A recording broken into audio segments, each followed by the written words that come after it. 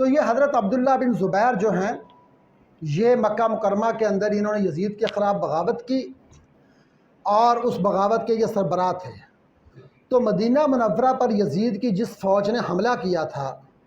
تو اس کو یہ یزید کا حکم تھا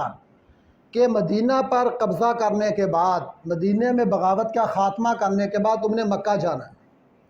اب یہ مکہ مکرمہ گیا، وہی جرنیل اس کی اپنی فوج کو لے کر، اور وہاں پر جا کر جو ہے وہ اس نے منجنیکوں سے پتھر برسوائے، بیت اللہ پر سنگ باری بھی کی گئی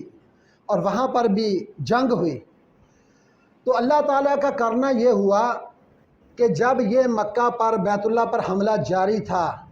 تو اللہ تبارک و تعالیٰ نے یزید پر موت طاری کر دی، وہ مر گیا، تبھی موت کے ساتھ وہ مر گیا۔ اور جب وہ فوت ہو گیا، مر گیا، تو اس کے مرنے کی اطلاع مکہ مکرمہ پہنچی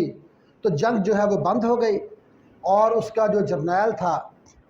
اس نے عبداللہ بن زبیر کو یہ کہا کہ اب یزید تو مر گیا،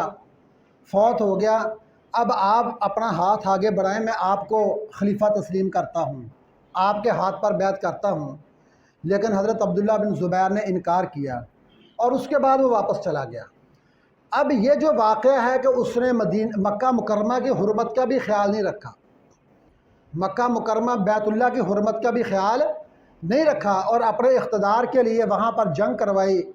اور وہاں پر پتھر برسائے گئے۔ تو ان واقعات کی بنا پر علماء اہل سنت والجماعت یہ کہتے ہیں کہ یزید جو ہے یہ ایک فاسق حکمران تھا۔ یزید کیا تھا؟ ایک فاسق حکمران تھا، یہ اللہ کا نافرمان تھا، اور اسے اپنے اقتدار سے غرض تھی، اسلامی شعائر سے، اسلام کے اہم مقامات کے تحفظ سے، اہم شخصیات کے تحفظ سے اس کو کوئی غرض نہیں تھی۔ تو یہ اہل سنت والجماعت کا نقطہ نظر ہے کہ حضرت امام حسین رضی اللہ تعالیٰ عنہ حق پر تھے، اس خاندان پر ظلم کیا گیا، آل رسول پر ظلم ہوا، وہ مظلوم ہیں، وہ شہید ہیں، اور یزید جو ہے وہ ان کے معاملے کے اندر کیا ہے؟ فاسق ہے، نافرمان ہے۔ تو تاریخ کے جو واقعات ہیں ان کے اندر ایک معتدل نقطہ نظر اختیار کرنا کہ جس سے جو ہے وہ ہم افراط و تفریط سے بچ جائیں، تو یہ ہمارے ایمان کو بچانے کے لیے اور بہتان تراشی سے بچنے کے لیے